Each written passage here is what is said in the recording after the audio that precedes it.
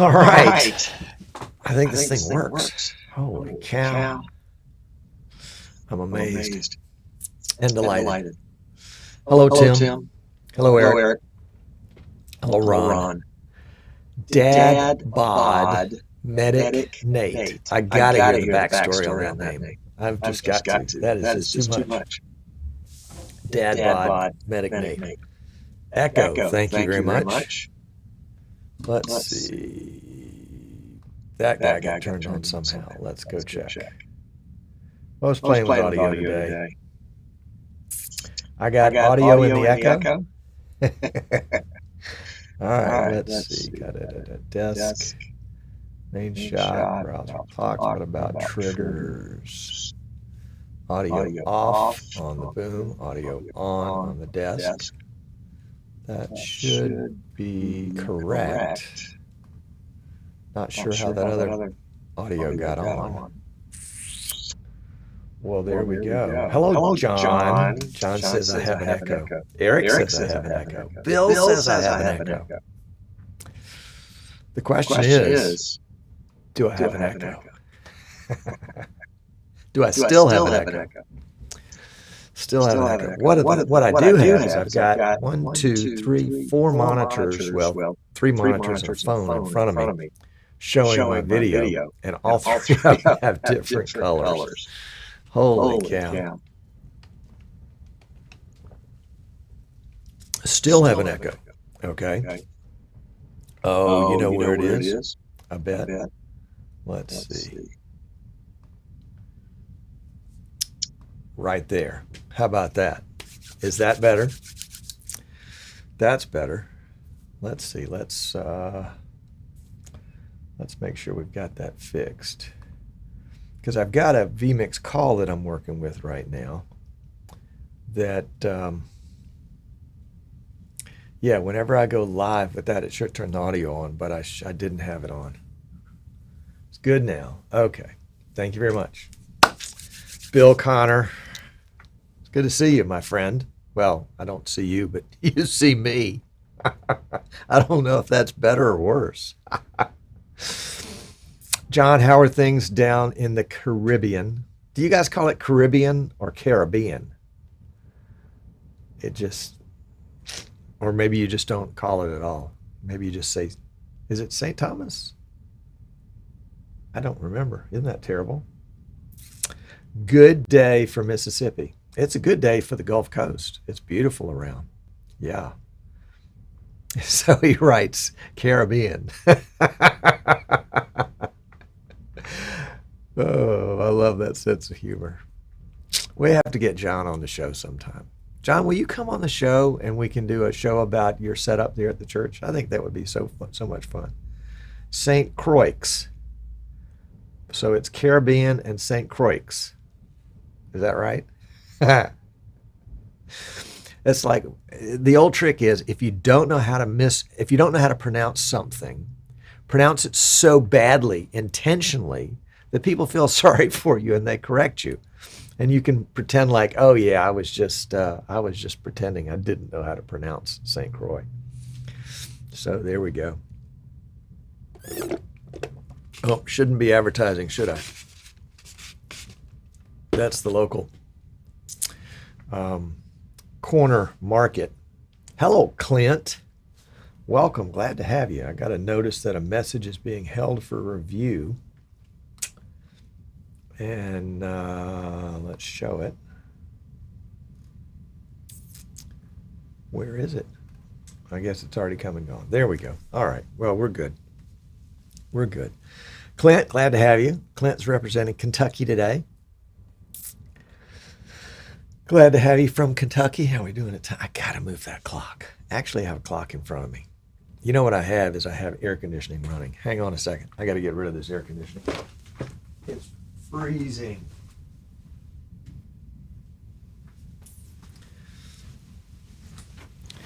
I've got all the lights on in the studio today because we're doing a segment from the workshop area, but we're not doing everything from the workshop area. So the workshop, the workshop is not lit for broadcasting. It's lit for a workshop. So I added little lights back there to supplement, but I've left the overhead lights on. But when I replaced the overhead lights, I was careful to get a color temperature bulb that matched my studio lighting. So not that my lighting is the best, but yeah, that was the reason for it. So I'm not a lighting expert, but you kind of stumble through. You learn what you need to learn. You have folks along the way that give you pointers and tips to kind of keep you out of the woods, and that's a good thing. All right. Did I kill the chat by accident? Are you guys able to see that? Let's see. Let's go here. The last one I've got is 2 minutes ago from Clint.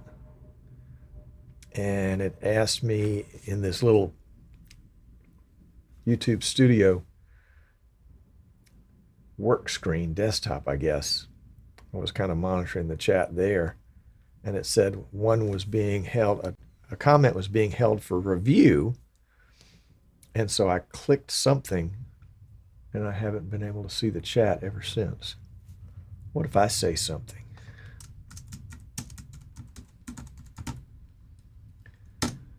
Okay, Bill says it's up to date. Thank you, sir.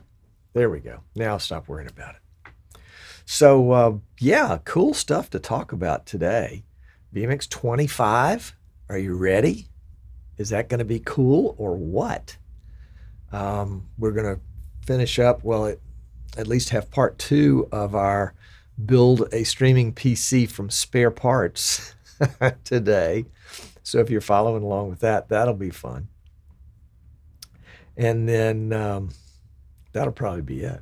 That'll be plenty. That'll be plenty. So we'll see. We also have, I wanted to schedule a new vMix 101 class, but my schedule is just going upside down. Part of it is I'm trying to squeeze in some surgery before NAB in April. And I was supposed to do it back in August, but the local hospital said, we're canceling all elective surgery.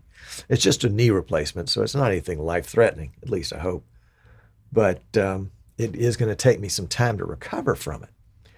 And I wanted to get in another vMix 101 class, but I just can't seem to get 6 weeks back to back that don't include holidays right now. So we'll try to do something in the spring, maybe before NAB. I guess we could just do it during NAB and just take a week off. Anyway, we'll see. So if you're interested in the vMix 101 class, I haven't forgotten about you. And judging by the echo that I had in the audio earlier, maybe I need to spend more time on the audio segment. But I redid audio today. I am not a fan of the automatically mix audio button in vMix. And so routinely I turn it off everywhere. And I'm working with more than one microphone today. So I need the ability for the audio to follow the camera. The audio is not coming from the camera, so I have to basically add the audio that I want to accompany that camera in the as one of the layers, and then go back into that audio device in the audio mixer and enable the automatically mix audio button. So I have essentially 3 microphones today. I have the boom mic right here. You can hear that. I have another boom mic back there. And then I have the vMix call mic that I may use. So I've got it queued up. And so when I switch from camera to camera, I've got 4 cameras back in the workshop. So as I switch to those cameras, I want to have, the appropriate microphone either come on or stay on. So we'll see. We will see how that works. Let's get the show started, shall we? All right. I know how to do this. I am a trained amateur. I was going to say trained professional. Let's try it.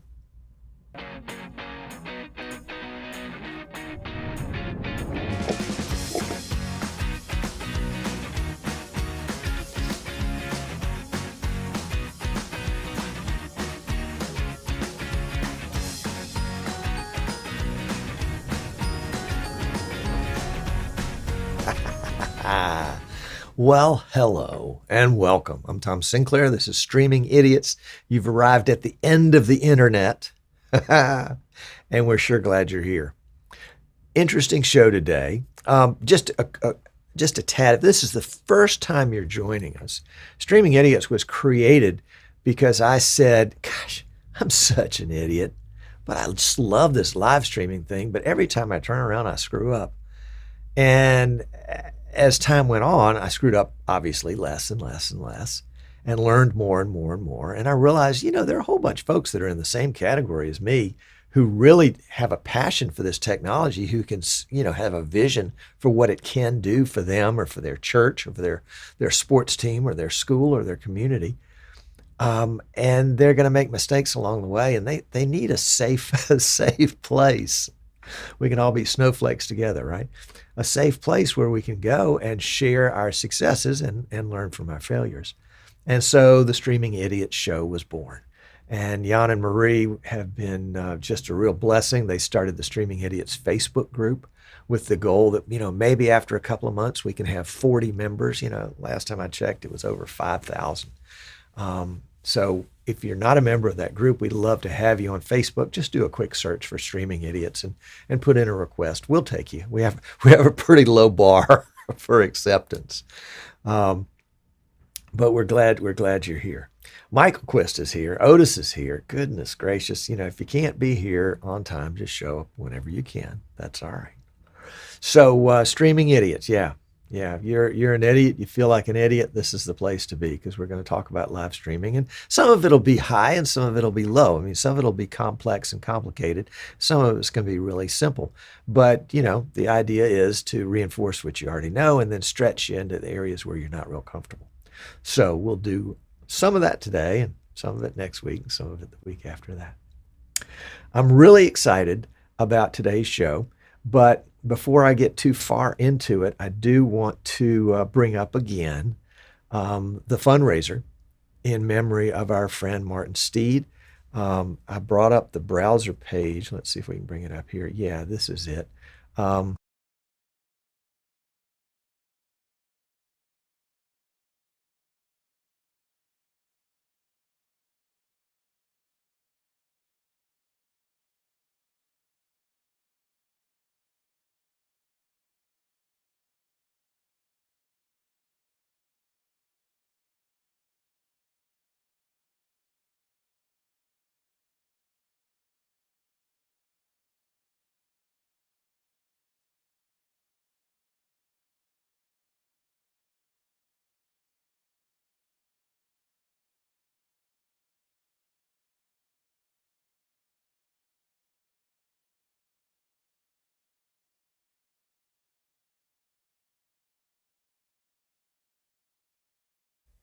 I am such an idiot.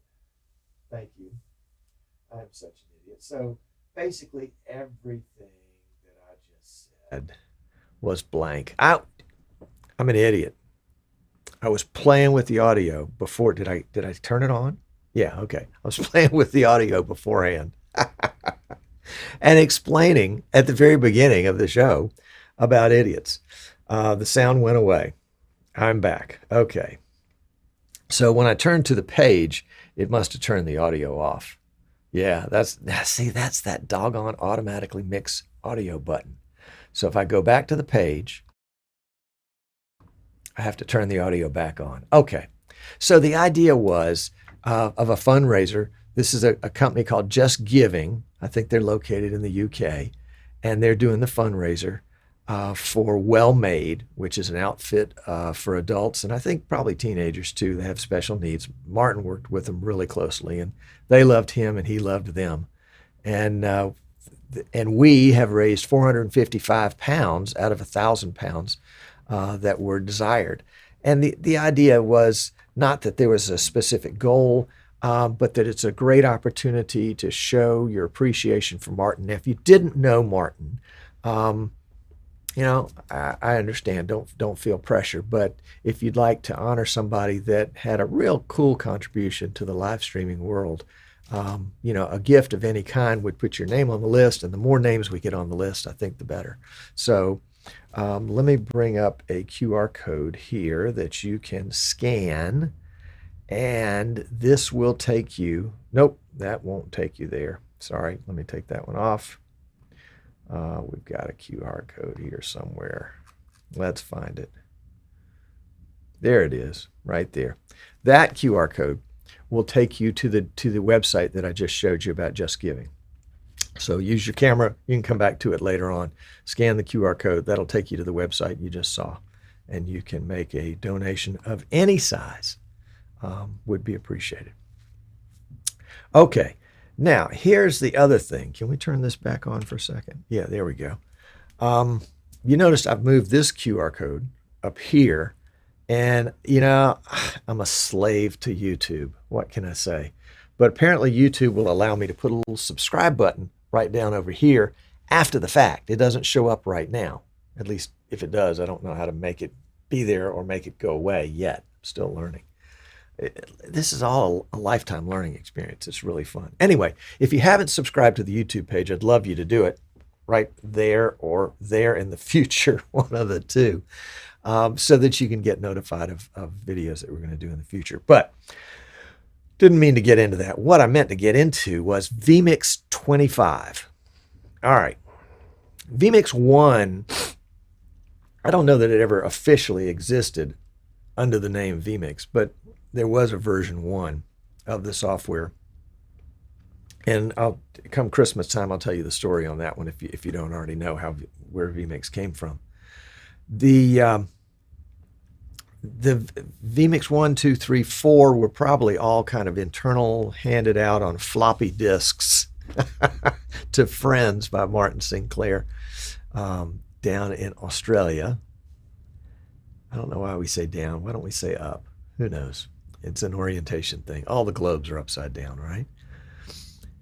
And I came on the scene about vMix 12, I think. I'll have to go back and look and see what vMix first got on my radar. Maybe it was 11.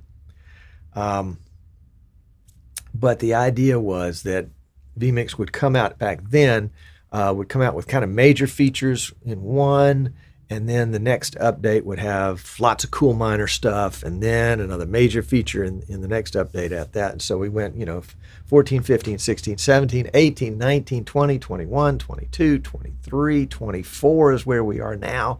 25 is coming. The promise was in the latest vMix Funtime Live show.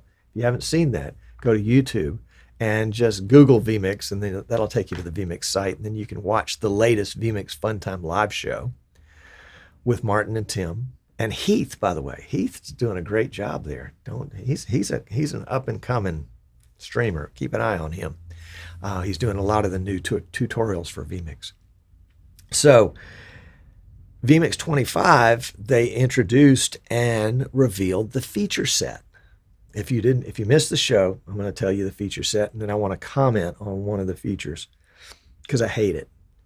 I'll just tell you right now. In fact, I might hate all of the new features. In fact, I might rename this video "Why I Hate vMix 25."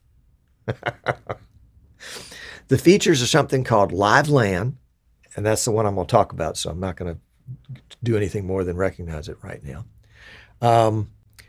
The ability, and they've got a name for it, but I just call it vMix zip file in my notes. That is the ability to take your preset and all of the assets that go with that preset.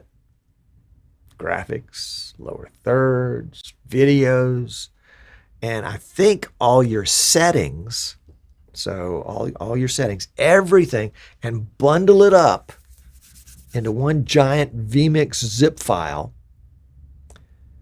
and then transport that zip file to another PC somewhere, un-vMix zip file it, and this new PC with vMix on it has the exact same setup as your other PC with vMix on it, and maybe halfway around the world. Not the same network, not the same anything, but this little portable vMix zip file is a vMix zip, I guess. I don't know. I'll think up an acronym. They've got a word for it. Anyway, this solves a lot of problems, especially for folks that want to make a backup. You know, they're working on their church, and then they want to work at home, and they want to have the same file both places. This is how you can do it. That's a great. I hate that feature. Sorry, I hate that feature. Zip files. The third thing is they're going to do allow us to build and use more categories. Right now, there are 2, 4, 6, 7 categories. Those are those little colored dots you may have noticed, little boxes. You can right-click on them and name them, and they're like little drawers in a file cabinet, little storage bins where you can put stuff so you know where it is. Right now, I'm working on the show tab for me, or the show category. Well, apparently it's going to boost up by another 8, maybe up to 16, and we can pick the colors. I hate this, by the way. I hate this. And what they need to do with this, and I'll hate it even more, is allow us not to just use words to identify the categories, but to use icons, like a picture of a camera for your camera tab, a picture of a microphone for your audio tab. Duh. Yeah. Wouldn't that be right? Yes, that is exactly right. So, vMix 25, LiveLan, categories, zip files. Oh, it's going to officially incorporate NDI5. Now, this is not the NDI5 tools that you can download from whatever your name is, from NewTek, from NDI.tv. But it's basically a new technology of how NDI is crafted, so that not only can it stay in the local area, not only does it stay in the local area network and available, but now it can go out beyond the local area network, wide area networks. And then the fifth feature that I hate in vMix 25 is the one called extras, goodies. Not sure what all that's going to be. Probably a collection of smaller feature requests that they've been putting off implementing, because they're just so slack about implementing features. vMix is not on my vMix is on the naughty list for Christmas, because they're just they're not implementing the features that we want, like categories and LiveLan and zip files. All right, let's talk about LiveLan. LiveLan, from what I understand, and you know how much I understand, LiveLan is the ability to live stream from your vMix PC to other browser-enabled devices on the same local area network. Browser-enabled devices. What the heck is a browser-enabled device? Come on. Well, a computer, a phone, tablet. If you're in a school, they have all these cool boards that are connected to, who knows what they're connected to, but I think they're connected to the local area network. And if they have a browser, then they can have an address to put in that browser that will see this stream. And it's supposed to be low latency, low overhead, low calorie, no gluten, the whole 9 yards. It's gonna be the worst thing, because I hate it. Remember, I hate it. It's gonna be the worst thing since sliced bread. So I can't wait to get my hands on a copy. I'm gonna take it up to my local school. We built them a studio. And we've also built them a portable live streaming PC. You've maybe seen some pictures of that. It's on a little cart and rolls around the school. And Peter, welcome. Chris, welcome. Sorry, just got a Bayview support. Welcome. Just Jim's here. Oh my gosh, Daniel's here. I've ignored all you people. I'm sorry. Of course, it's the middle of the show. I should be ignoring you. But I really hate this LiveLan feature. Number one, it's going to be free. How can anybody make any money on it if it's free? It gets distributed across the local area network, and it doesn't require any special hardware on the other end. I mean, who thought of this idea of something that is free and doesn't require any upgrades anywhere else along the way? I mean, how can you make money like that? I mean, that's what we're all in this for, right? To make lots of money. By the way, how's that working for you? I'm teasing.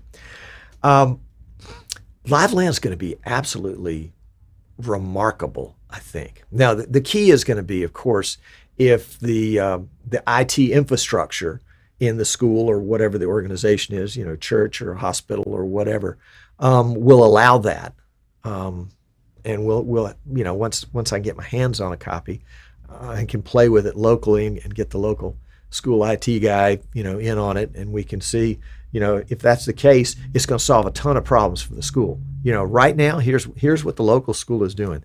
They are live streaming their morning announcements that the kids produce themselves. They're live streaming it to Facebook, which is good.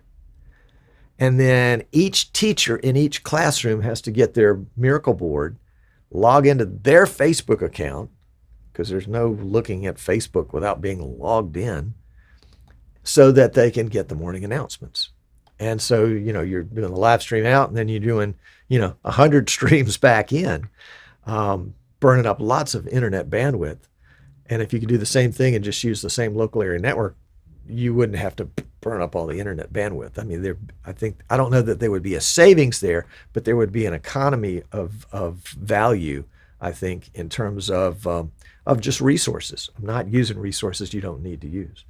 So, yeah, Tim's saying that overflow in a church is a good application. We've got a local church. We set them up with vMix. They've got a big parish hall. And occasionally, there are events, funerals, weddings, those kinds of things, that where it maxes out the capacity of the sanctuary. And so in the middle of the summer, they ran Ethernet from the sanctuary to the parish hall, which is, I don't know, 100, 150 feet down the hall, but through the attic in the middle of the summer. And then summer's here in the U.S. or in Alabama, bloody hot. And then they just had a little HDMI to HDMI extender over Ethernet to a big screen TV on the other end. But every big screen TV now is browser enabled. So you just run the Ethernet, plug it into the TV, and you don't have to spend $150 on an extender or whatever the extenders go for. So it becomes easier. The technology becomes easier. It's one less thing to break. It's one less thing to have to troubleshoot, to have, extenders. And it requires power on the other end. In the extender, in the room where the extender is, which is not necessarily mounted on the back of the TV. Anyway, it's great. And the other thing it does for folks that are using, for example, NDI, there's something called the NDI Play, the Bird Dog Play, which is $150, something like that, and is an HDMI decoder, which would do the same thing. It's, it's Ethernet, doesn't require anything on the sending end, but it would require this play on the receiving end to decode it from NDI to HDMI. And then it plugs into the TV. And that's a good solution too. So that depending on the circumstance, the local area, the LiveLan, which I hate the name, hate the thought, will really solve a lot of problems. So looking forward to seeing a copy of it, as the case may be. Hello, Jan. Welcome. Glad you're here. So let's see. We've got a few minutes left. Let's go back to the workshop, and we'll get geared up and take a look at what are we going to take a look at? We're going to take a look at our build. We're halfway, or at least a third of the way through the build. So let me cue up a camera back there, and we'll use this camera, and I'll be right there.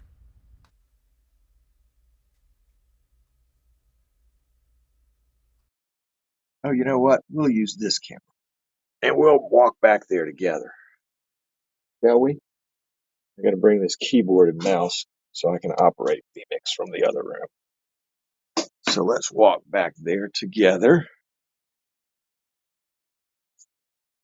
And here is our setup. We've got our build from last week right there with all of our spare parts around it. And the way this is currently hooked up, we've got a display port going to a monitor. Pay no attention to that monitor, it's just running vMix. And then USB going to a wireless USB dongle. So that's going to run our keyboard and mouse. And then this keyboard and mouse is for the other PC operating vMix. Pay no attention to that man behind the curtain. Power supply is already hooked up, plugged in here, plugged in here.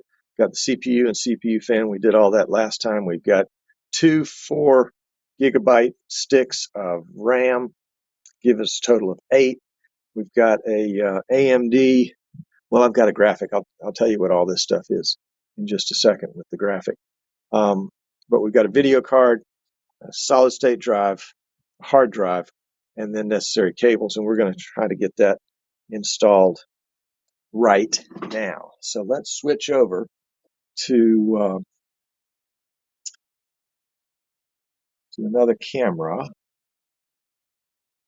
Yeah, with this one for just a second, and we can put that aside. There we go. And then let's go over to what camera do we want to take? Let's take this one. There we go. And that should have turned off all the other audios except for that's the one we need. Okay, good. Having trouble with audio later. All right, so we've got all our goodies here. And what we want to do, let's just boot it up one time to make sure it's still working. Oh, here's the list right here of all the goodies. So we've got an Asus motherboard, a quad-core 470 CPU, 8 gigs of Kingston RAM, way overkill on the power supply at 850 watts. The AMD HD 6570 GPU, which vMix really doesn't care for. I mean, it doesn't get any juice out of that, like it would with an NVIDIA card and all the CUDA cores and that type of stuff. But that's okay. We're just going to see if it works. The Samsung SSD, it's a 128 gigabyte SSD, and that's going to be big enough for the operating system and all the software we need to put on there. And then we've got this Western Digital black 500 gigabyte hard drive that we'll use for storage, and then our Magewell capture card. So let's get this guy booted up. We'll turn on the power, and then we're just going to jump the start switch here on the motherboard. That'll get everything running, and then we can see what it does here on the screen. And there's the Asus, that's the motherboard. And we should go, yeah, it says an operating system wasn't found. Try disconnecting any drives that don't contain an operating system. Press any key to restart. Oh, at this point, we don't have anything connected, so we're just going to restart. And that should take us to BIOS. So there we are in the BIOS. We know that the CPU is working. We know the RAM is working. The power supply is working. The power fan is working, or the CPU fan is 27 degrees. So that's pretty good, 27 degrees centigrade. So let's turn that off. We'll turn that off, and let's go ahead and, if we can find the right mouse here, we'll go ahead and let's hook up this drive. Actually, I have to tell you, I have a confession to make. I tried this earlier. Yeah, I did. And I found out that solid state drive has an operating system on it that I put on it a year ago. So let's go ahead and get it hooked up. First, we're going to take just a regular SATA cable and plug it in. Well, is our power off? Yep. Let's go ahead and disconnect the power just to be sure. We don't want to fry anything. There we go. So we're going to hook up the SATA drive here and also on our solid state drive here. You can see the little connector there, a little small connector is our SATA connector. And then the larger connector is our power connector. This is already connected to the power supply over here. You can see the long cable. So we're hooked up. So we got power, we've got data. Let's plug back in. Turn on. And again, we'll use a screwdriver to jump. And then we can switch over to the other. This is just a webcam shot of the monitor. And you'll notice you'll get a little spinny thing. Oh, press any key to restart. Okay, I think that means we have a bad battery on the motherboard. So we can talk about that. But I'm going to press any key to restart. Now we see that it's going to boot to Windows. And that's good.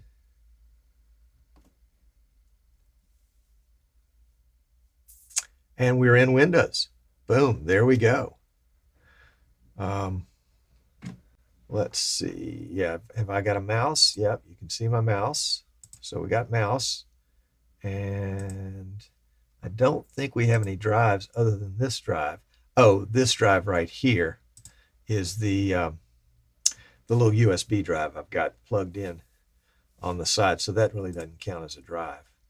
So let's shut this down and see if we can't get the hard drive attached. So we'll shut it down. We'll turn it off. We'll unplug it. And let's go back over to this shot right here. There we go. And we'll get another SATA cable and plug it in and plug it into the hard drive.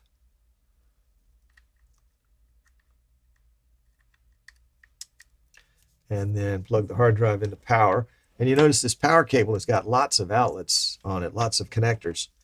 So we can use up to 4 different SATA drives, or at least power-wise we can. The motherboard will take up to 6. Not that you would want to do that many. And we're just going to let those dangle there. They're not going to hurt anything to dangle here, just temporarily. We're not going to make that our long-term solution. And let's plug that in, turn it on, and we will jump it. Again, we're just going to jump the 2 start pins right there and see what happens.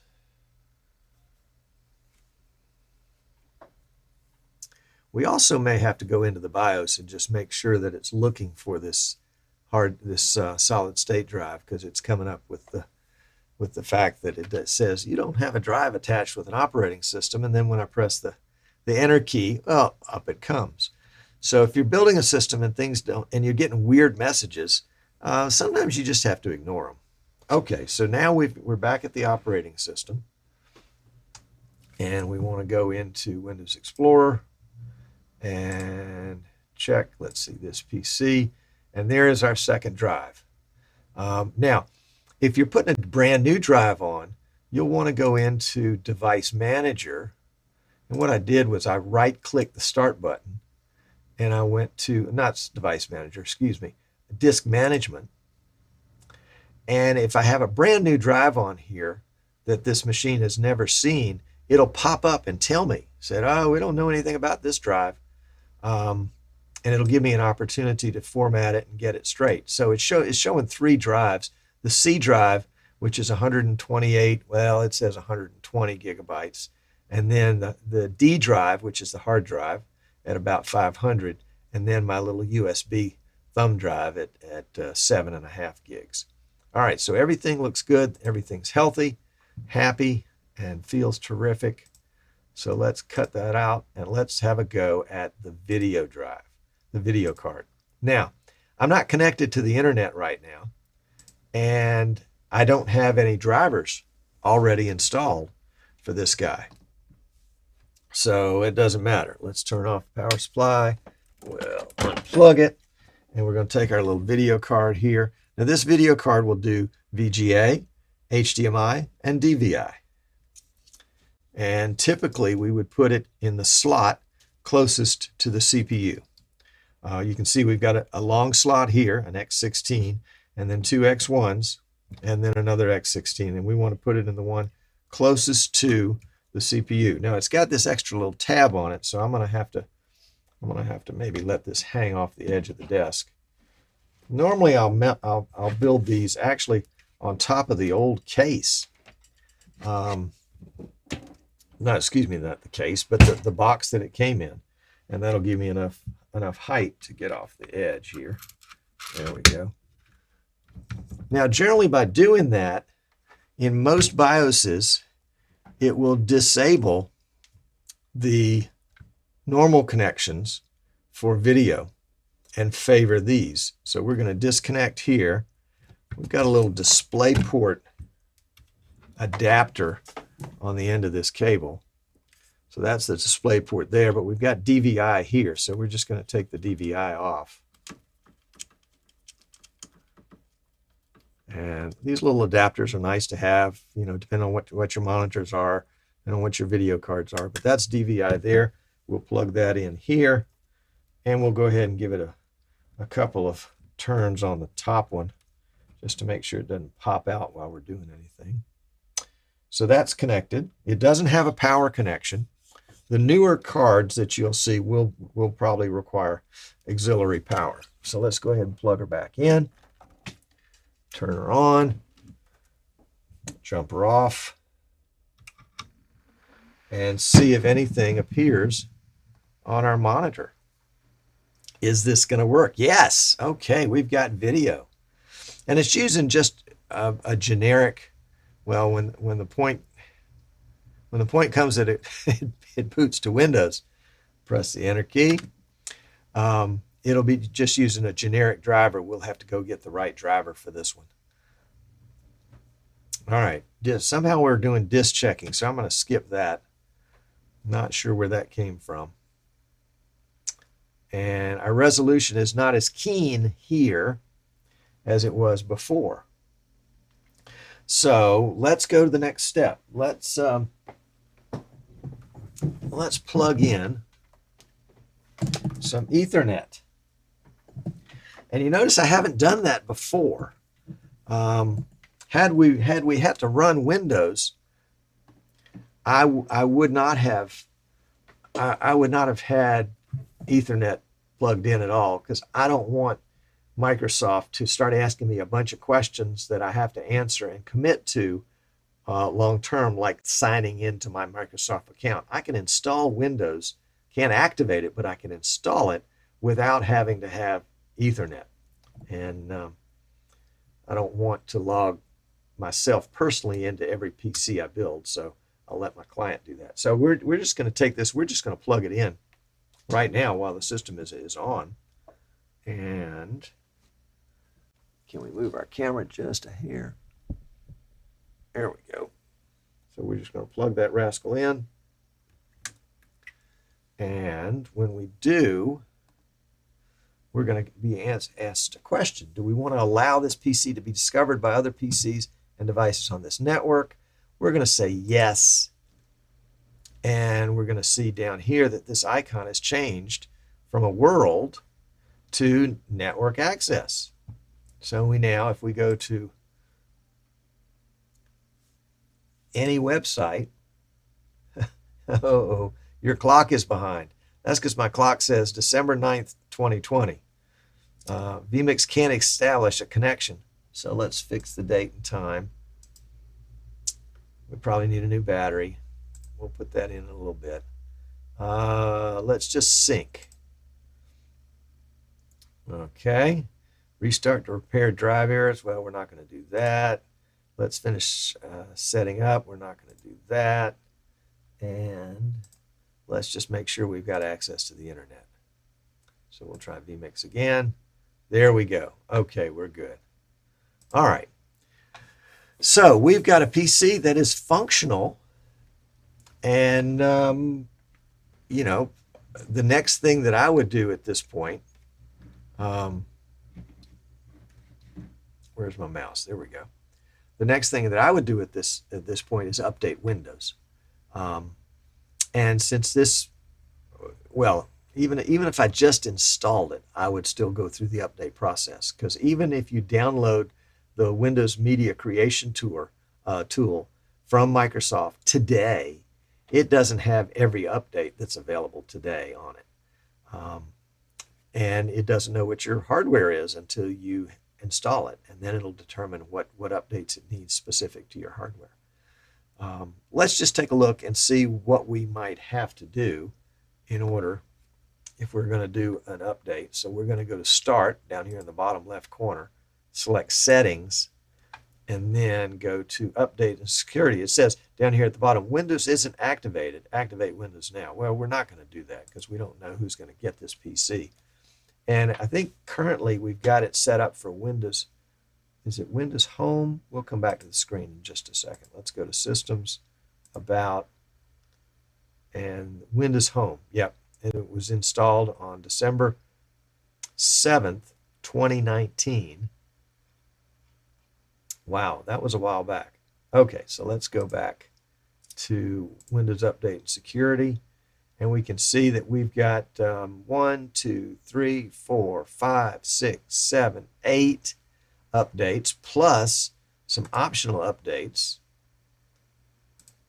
That would be 1, 2, 3, 4, plus that one would be 5. Well, let's take these. We're going to take the one for the Dell, since that's the monitor we're using. The Advanced Micro Devices, that's the graphics card, so we'll take that one. Oops, and it looks like we've locked up a little bit here. Can't do anything else at this point. Do we have any other software that'll run? Yep, that'll run. So it looks like Windows Update is just jammed up. Can we go back out of settings? No. Can we get out of settings altogether? Yes, we can. All right, so let's go back to settings. Settings, nope, there we go. Back to update. And it looks like I probably don't want to do the optional updates at this point. Let's go ahead and just do our regular updates, and then we'll come back to the optional updates. So we've got pending install, install, install, install, install. Let's go ahead and install those now. So there we go. So away it goes. You can see it doesn't always take them starting at the top. Right here, we've got the update for removal of Adobe Flash Player for Windows 10. Okay, well, that's important, I guess. The monitor's flickering now, and the resolution has changed to let us know that it has somehow recognized that we have the AMD Radeon HD 6500 series card, and so it's adjusted for that. And now it's, let's minimize that screen for just a second. If I right-click here on the desktop and check Display Settings, it's going to say that I have, come on, come to me. I have one monitor, and it's at 1920 by 1080. The text is a little small there, so let's make it 1280 by 720. That's going to make the text a little larger. Boy, that's not a very good resolution for this screen, though, is it? That's not the one we want anyway. Let's try that one. That's not the one we want either. So let's try, I just want some, I guess we could leave it there at the recommended one, and we'll just make our text larger. It's 150%. Well, that might be a little big. Let's go back to 125. There we go. That'll work. Okay, so we'll go back up here in the top left corner, back to settings, and we're back here on the Windows Update page. We're installing the malicious software removal tool. Don't ever be confused by malicious software. or don't be confused for malicious software, because then Microsoft will want to remove you. So we're going to let the install do its thing here for a bit. Not quite sure how long something like that is going to last. But as you can tell, we've gotten to the point where we have a functioning PC. Now, we haven't installed the Magewell card, and we'll do that next week because we're out of time for today. We'll install the Magewell card. We'll install the Magewell drivers. We will probably continue to check Windows Update. I've found in some cases that I can run Windows Update and it'll go through and it says we've installed all the updates. So I restart the PC, I come back to Windows Update, and I say check for updates. Lo and behold, there are 5 more updates. So I go through that process, install those, reboot the PC, go back to updates, say check updates, and there are more updates. So sometimes updates can hide behind updates. So don't be confused and think that you're all done if you've done check update one time. For those of you that are kind of new to Windows Updates, just a word of warning. Microsoft puts out a bunch of updates on the second Tuesday of every month. They call it Patch Tuesday. And you think, oh, good, well, I'll make a calendar note to go in and update on Patch Tuesday. No, don't do that. Maybe the 3rd Tuesday or the 4th Tuesday would be a good time to go in and update, because occasionally Microsoft will throw out what I call a sour update, an update that didn't really do what it was supposed to do. In fact, in some cases, it may have done some harm. You remember that update, or maybe you don't. That update 4 or 5 years ago that came out that disabled webcams all over the world. And suddenly they just weren't working.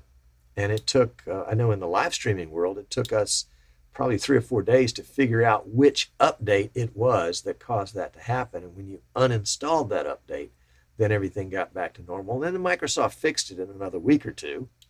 But, if you didn't know to uninstall it, you were at Microsoft's mercy. So, long story short, don't do your Windows updates on the second Tuesday of the month. Wait until the 3rd or 4th Tuesday of the month. And just make a calendar note to do it every month, and then pause them. And I can't do it right now because I don't have it. Oh, well, I can show you the screen. Yeah, let me show you the screen. We can show you the screen here.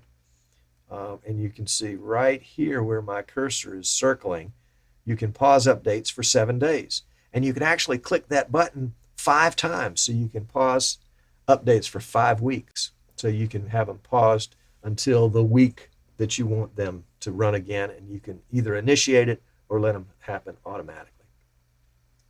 Okay, well, we're going to let that guy go and let it do its thing for a while. And I'm going to switch back over to the other machine, and we'll close out our session together. So let's get this guy here, and we'll switch over to him for the walk back. Got to get the right mouse here. There we go. All right. So let's grab up our keyboard and mice, head up out of the workshop, and head back over to where the magic happens. Yes, indeedy. And this is where the magic happens. Yep. And I thank you for being part of the magic today. Hang on for the pre-show, for the post-show, and I want to go back through your comments if you have any questions. You want to chat back and forth about Windows 25 or about our PC build, be happy to do that. And if I hit the right button, we'll outro.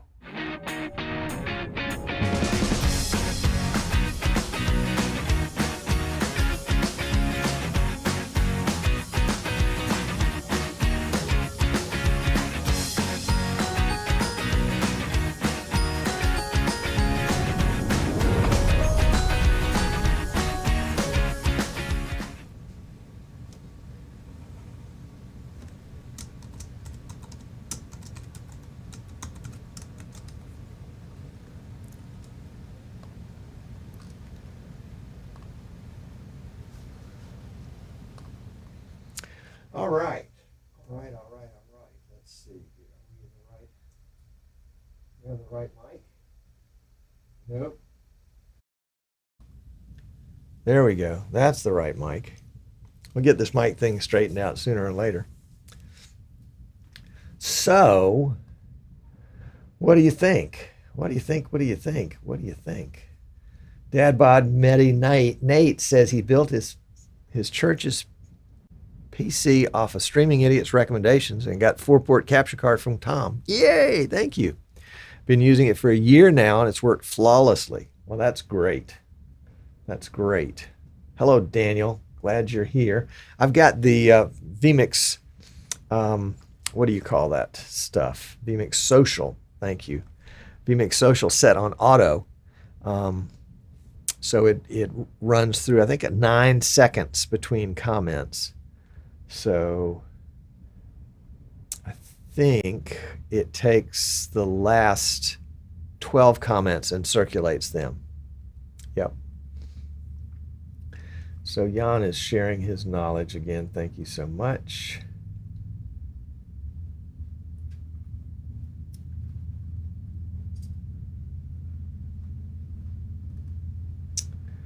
There we go. Well, no questions. That's the best.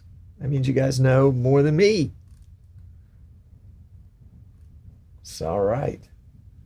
Let's see. What did I miss? There we go. Well, all righty then. All righty then.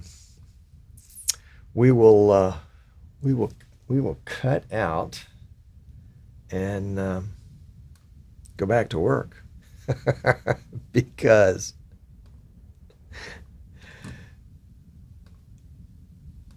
we got work to do. But thanks for tuning in, and we will see you next week on December 8th at 3 o'clock Eastern, or actually a little bit before that if you want to show up early and have a little pre-show. We'll finish up our build back here and maybe talk a little bit more about vMix 25. Maybe vMix will have released a beta by then. They said that December would be a good time to release a beta, and today's December 1st. I think it's a great time to release a beta. I don't think they've released one. Let me check just 1 second and make sure. And it would be in the forum that they would release it, in the general discussions forum. And I don't see, no, I don't see a beta comment.